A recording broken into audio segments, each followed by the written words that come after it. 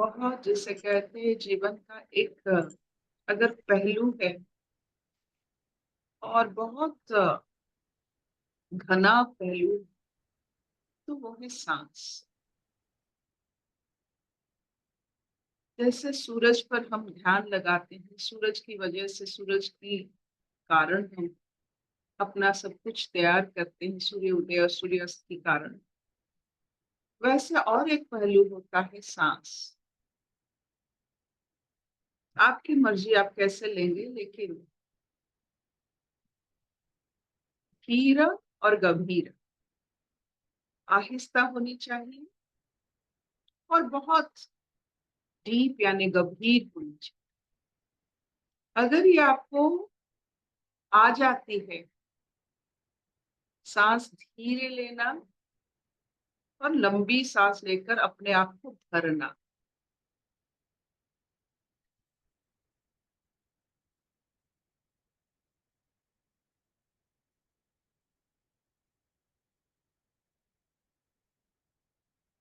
आपकी सोच आपकी सांसों की वजह से। मैं अगर आपकी सांस रोक लूं, आपका सोच बदल जाए। तो सोच के ऊपर मत ध्यान दीजिए, सांसों के ऊपर ध्यान दीजिए।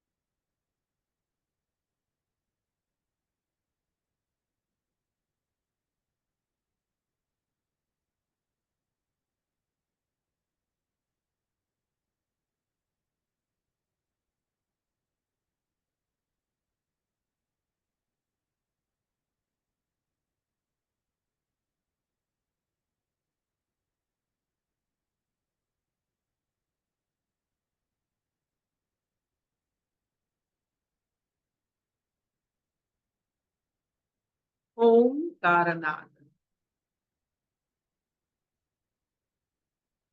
ओम।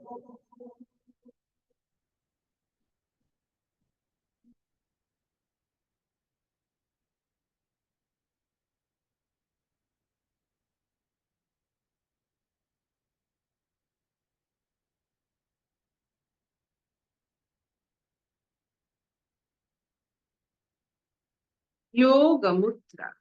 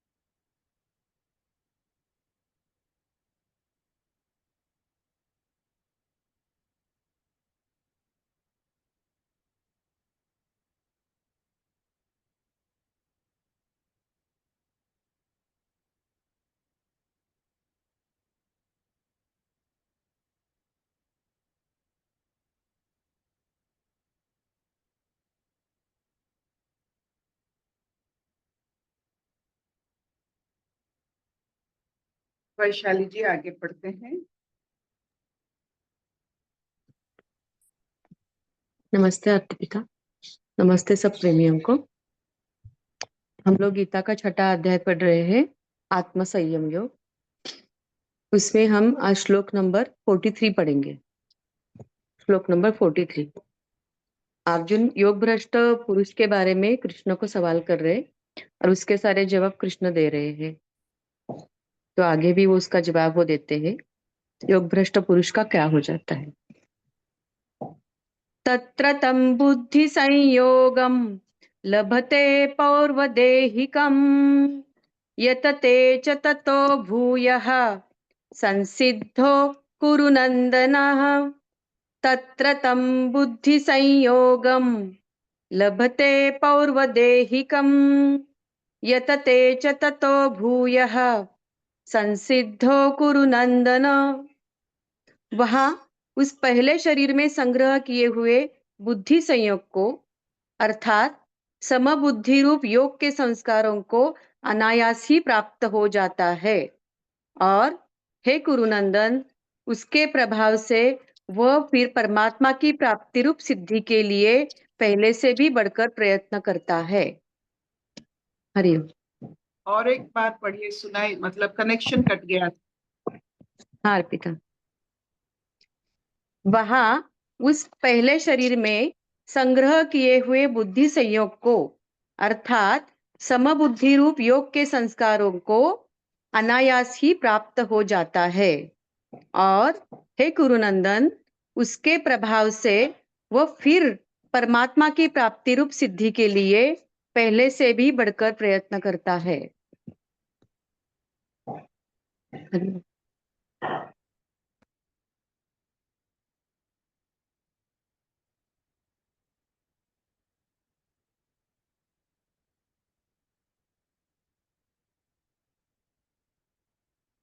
ये जो शब्द योग की प्रयोग होता है,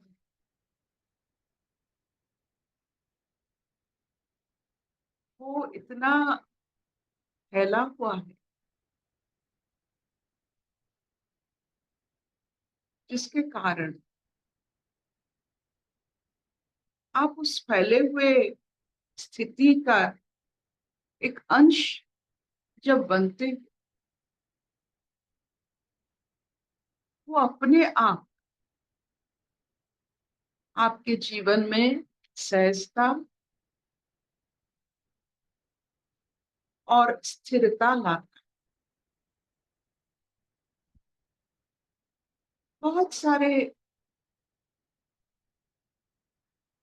दिन जब हम संसार में बिताते हैं, हमको कभी कभी लगता है ये कर्म सहज है, ये कर्म कष्ट। तो सहज क्या, जैसे कौन सहज बनाता है, क्यों कष्ट होता है, क्यों कर्म हमें कष्ट लगता है, क्यों वही कर्म सहज भी लगता है।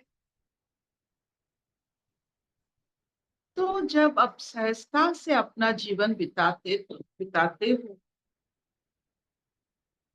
आपको जैसे मान लो कोई अपने अंदर से, खुद के अंदर से कोई आपको क्या करना क्या नहीं करना कोई कह रहा है और आपको सहज लग रहा है जीवन, तो जान लीजिएगा आप योग से जुड़े हुए।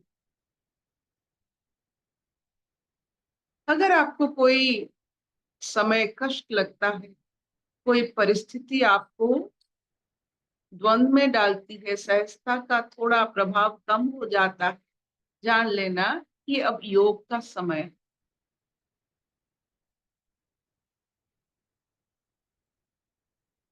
ये अगर हमें महसूस होता है तो हमारा जो धारा प्रवाह में हम चल रहे हैं और ये हम मानते हैं कि हमारे जन्म जन्मों की योग शक्ति के कारण हम चल रहे हैं, ये जीवन अपनी योग शक्ति है और सहजता आपकी वो शक्ति का निदर्शन है। आपकी जीवन योग बल से चलता है। तो जिन्होंने पहले आपने देखा है योग, जो अच्छे घर में जन्म लेते हैं या योगियों के कुल में जन्म लेते हैं, जो भी हो, वो सुख लेते हैं जीवन का। इंद्रिय है, क्यों ना सुख लेंगे, सब कुछ अनुभव करते हैं। लेकिन भोग के जैसा भोग होता है क्या? वही सुख को बार बार दोहराना, मतलब एक क्लास में बार बार फेल होना, वही चीज को बार बार सोचना, वही चीज को बार बार खाना, और खाने के लिए और उस अनुभव के लिए बार बार प्रयत्न करना। एक अनुभूति जो हम कर चुके हैं, उस अनुभव के लिए बार बार प्रयत्न करना, ये हमारी शक्ति को नष्ट करता है। हर हर मनुष्य योग शक्ति के कारण मनुष्य जीवन धारण किया हुआ, लेकिन जब ये समझ में आ जाता है ये शक्ति हमें और सहजता और आनंद की तरफ ले जाने वाला है, और हम समय नष्ट ना करके बार बार हर चीज को ना दोहरा के हर एक नया नवीन अनुभव को जीवन में धारण करने के लिए जब हम उत्साहित होते हैं, ये दो शब्द हमें बहुत अच्छा लगता है, क्षणभंगुर और नया नवीन नवीन।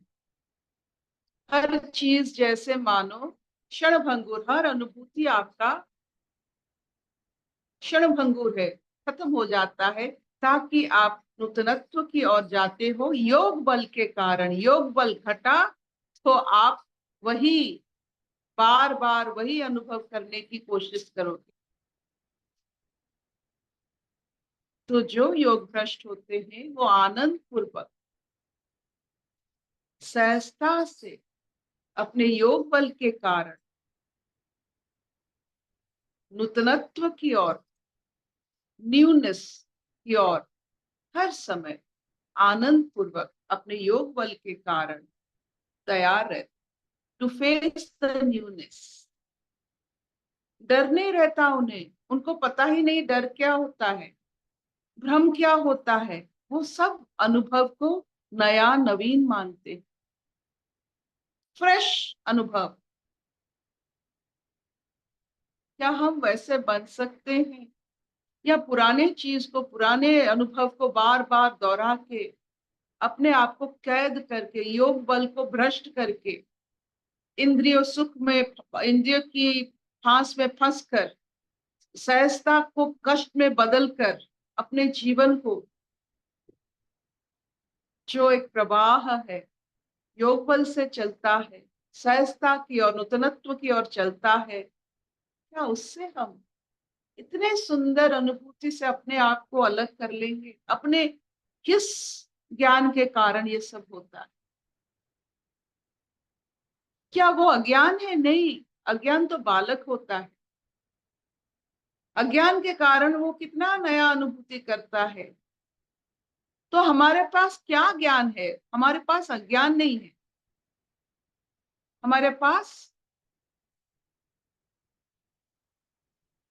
एक अपने सृष्टि किए हुए इंद्रियों का आभास से हम एक विचित्र ज्ञान पैदा करते हैं। ना वो अज्ञान है ना ज्ञान, जो खुद का एक जैसे इंद्रिय सुख के कारण हम बना ही देते हैं। तो सचेतन रहिए, अपने जीवन को एक प्रवाह की तरह देखिए, अपने योग बल को देखिए, कितना सहज है आपका जीवन। अगर कष्ट हो आ रही है, नूतनत्व के कारण आपको थोड़ा आप डर जाते हो, वो आपका योग का समय है। क्या इतना चलेगा? Will this do? हाँ हाँ। यस। चलेगा चलेगा। कोई प्रश्न है?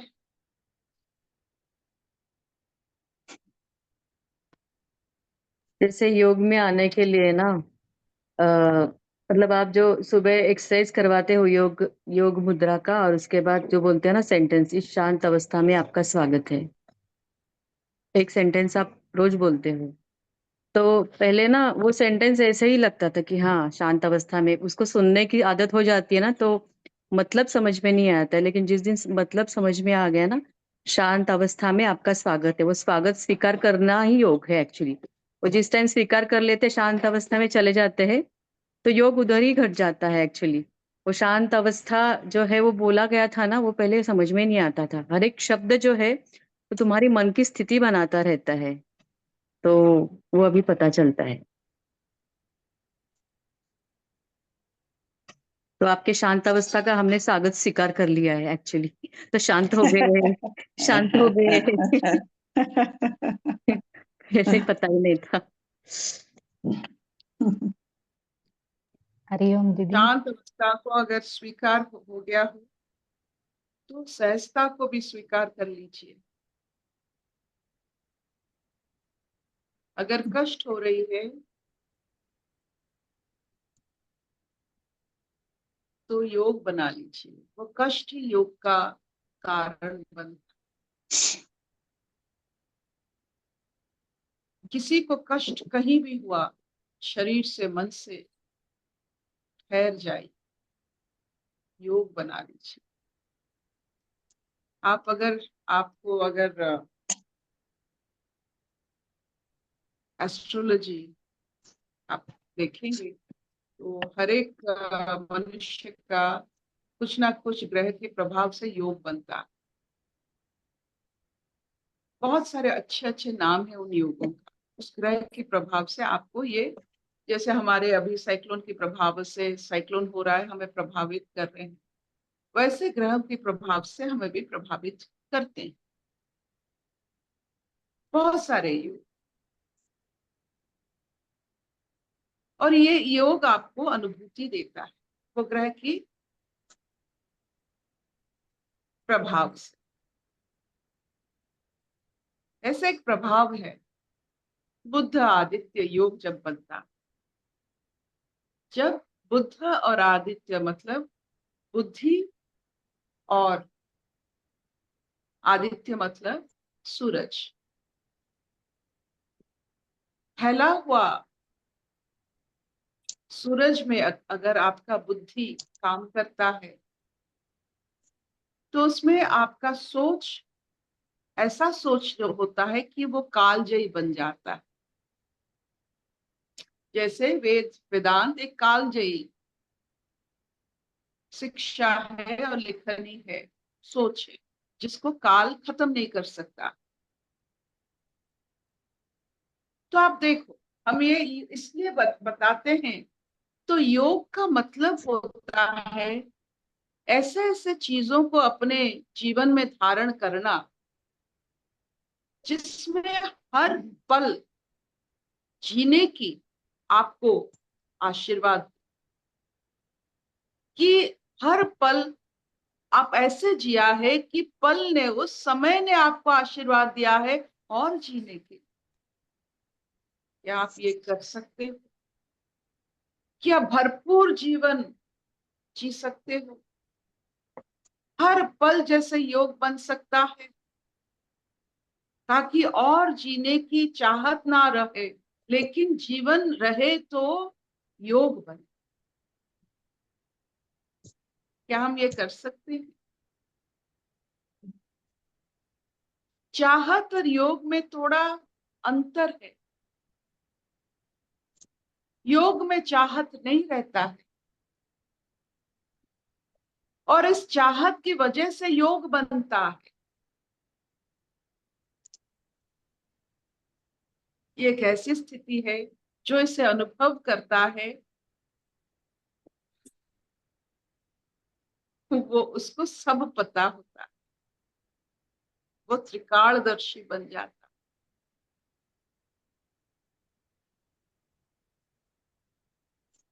किसी को और कुछ कहना है? दीदी ये वाला जो श्लोक है ना, योग भ्रष्ट होके, जो कृष्ण कह रहे हैं अभी अर्जुन को कि योग भ्रष्ट होके तुम अगले जन्म में जाओगे, तो अपने आप वो पिछले जन्म के योग बल के वजह से अपने आप इस जन्म में और तीव्रता से परमात्मा की प्राप्ति करोगे। तो अ, हमारा ना दीदी एक भजन है कि ये जीवन में सब कुछ कर ले, क्योंकि नेक्स्ट जीवन में गुरु मिलेगा, तो पता नहीं मिलेगा या नहीं मिलेगा, गुरु मिलेगा या परमात्मा के वचन सुनाई देंगे नहीं सुनाई देंगे, तो इसी जन्म में ना तू पूरी कोशिश कर ले। तो दीदी यहाँ पे ना अर्जुन पूछ रहे हैं कि पूरी कोशिश करने के बाद भी अगर मान लो परमात्मा की पूर्ण प्राप्ति नहीं हुई, तो यहाँ पे ना कृष्ण एक बहुत सांत्वना वाली बात कर रहे हैं कि अगले जन्म में तू अपने आप योग की तरफ पिछले पिछले अपने जन्मों के कर्मों की वजह से जो भी तूने योग बल संचित किया है उसके वजह से अगले जन्म में तेरे को अपने आप योग की प्राप्ति हो जाएगी। और दीदी हम देखते हैं कि ना सत्संग में जब हम आए, कैसे ही आ गए, उठ के आ गए। हमने तो शायद इच्छा भी नहीं की थी, हमने तो शायद यही कहा था कि हम नहीं जाएंगे सत्संग में, हमारा तो रेजिस्टेंस ही था। पर पता नहीं कौन सा ऐसा शक्ति, कौन सा ऐसा कारण था जिसके वजह से हम आए और आके बैठ गए, और सुबह उठ भी जाते हैं। और सुबह वैसे तो हम उठते नहीं है दीदी, लेकिन पता नहीं, और हम हर रोज यही सोच के सोते हैं कि कल सुबह का सत्संग अटेंड नहीं करेंगे, और हर रोज सुबह उठ के बेवकूफों की तरह यहाँ पे ना आके बैठ जाते हैं और फिर आपको सुनने बैठ जाते हैं। और यही क्रम हर रोज हर रोज हर रोज चलता रहता है। तो ये जो शक्ति है ना, ये जो अपने आप को योग बल से अपने आप ही चल रहा है, अपने आप ही हम योग की तरफ आकर्षित होते हैं, अपने आप वो चाहत पैदा होती है, अपने आप वो चाहत जो है योग में लगा देती है, और फिर योग से वो चाहत भी, योग में लगते वो चाहत भी खत्म हो जाती है और सिर्फ योग ही योग रह जाता है। तो दीदी हमारा ना बुद्ध आदित्य योग ना इसलिए चलता ही रहता है फुल टाइम। मुझे लगा आपकी बात सुन के जिस दिन से मैं सत्संग में आई हूँ ना, उस दिन से मेरा बुद्ध आदित्य योग शुरू हो गया। तो कालजयी होने की ना प्रक्रिया पूरी की पूरी स्टार्ट हो गई।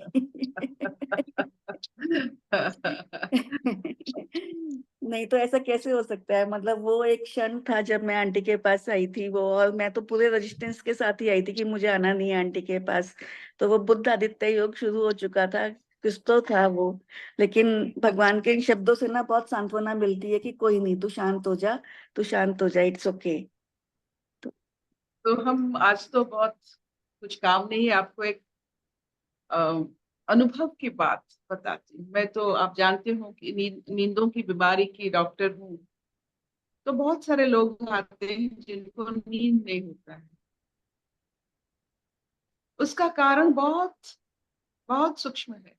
जैसे खाने के बाद भूख नहीं लगता है, वैसे अगर आप आंखों से बहुत आलोक, उज्जवल आलोक अगर लेंगे, चाहे वो दिन में हो या रात, शाम के बाद जब आप टीवी मोबाइल लैपटॉप देखते हो, उसको तो पता नहीं ना, आंखों को पता नहीं ये सूर्य नहीं है, ये तो वो सोचता है वो सूर्य है, तो वो सोचता है वो दिन है। तो first thing I tell all the insomniacs जिनको नींद नहीं आती है, आप अगर बहुत आलोक लेते हो दिन में, काला चश्मा व्यवहार करो, और रात शाम के बाद, सूर्यास्त के बाद, डोंट वॉच मोबाइल और टेलीविजन, यू लिसन, और आप पढ़ाई कर सकते हो। तो हम क्या पढ़ने को कहते हैं आप जानते हो? I always tell them to read Purana. तो what is I am, it is not religious. Purana पढ़ना एक आध्यात्मिक भाव नहीं है, वो एक फेरी टेल होता है। लेकिन हम क्यों कहते हैं? आप अगर न्यूज़पेपर पढ़ेंगे तो आप, क्योंकि ये दृष्टा है उस समय का, इस जो जिसमें आप न्यूज़पेपर पढ़ रहे हो, आप उसमें दृष्टा बनकर you will try to become very active. जब आप दृष्टा बनते हो यू बिकम वेरी एक्टिव। जब पुराण पढ़ते हो आप उस समय का नहीं। तो योर जो एक्टिविटी जो जो होता है, वो कम हो जाता है जब आप पुराण पढ़ते हो। तो आपको नींद आती है, क्योंकि आप सोचते हो कि उस जमाने में ये हुआ था, आपके लिए आप दृष्टापन में नहीं रहते, यू आर जस्ट एंजॉइंग, जैसे फेरी टेल का एक कथा है। जब लेकिन न्यूज़पेपर पढ़ते हो,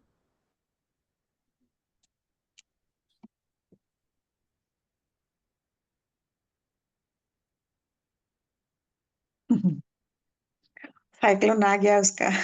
सोचने के लिए, तो जो इसलिए हम पुराण पढ़ना चाहते हैं सब, ताकि आप सचमुच जब न्यूज़पेपर में आप जागृत हो जाते हो, आप देखो आपके घर के बगल में किसी की खून हुआ है, आप जागृत नहीं हो जाते हो न्यूज़ पढ़ के? लेकिन ऐसा खून पुराण में तो बार बार हुआ है, आप थोड़ी जागृत होते हो, आप सुनते हो। और इस कथा की तरह तो नींद आना एक बहुत बड़ी योग बल, बहुत बड़ी योग बल है। नींद जब आती, इसका मतलब है आप संसार से विमुख हो रहे हो और योग निद्रा में आप जा रहे हो। जैसे योग निद्रा में स्वयं नारायण 4 महीने रहते हैं, क्यों रहते हैं? तो ये योग निद्रा भी एक योग है, निद्रा भी एक योग, ये हम बताना चाहते ठीक है जी। हैं। बस असतोमां सद्गमय तमसोमां ज्योतिर्गमय मृत्युर्मां अमृतंगमय। सर्वे सुखिनः सन्तु, सर्वे सन्तु निरामया, सर्वे भद्राणि पश्यन्तु, मा कश्चित् दुःखभाग् भवेत्। ओम शांति शांति शांति।